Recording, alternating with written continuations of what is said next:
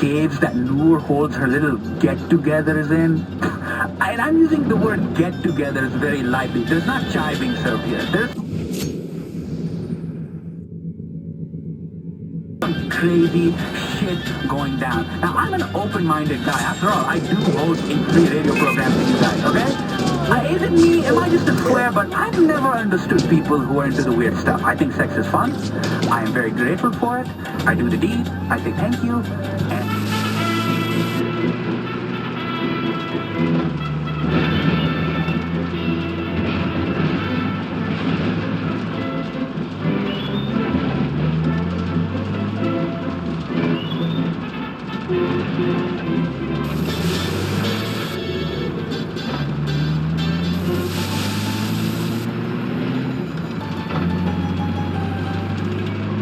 you're tuned into Radio Free Kyrat. So as you guys know, Pagan is using the now defunct local tea distributor Kyrat tea as the center for Paul DeBloor's opium business.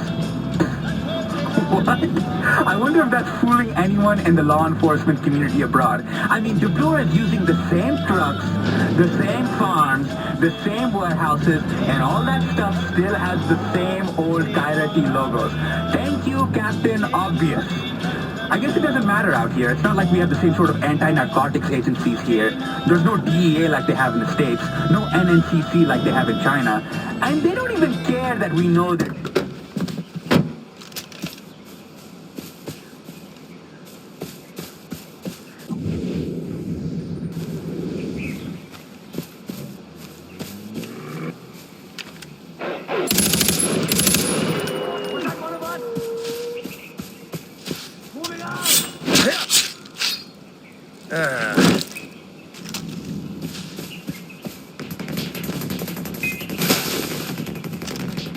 Get him!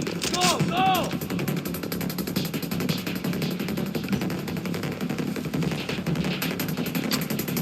Nothing.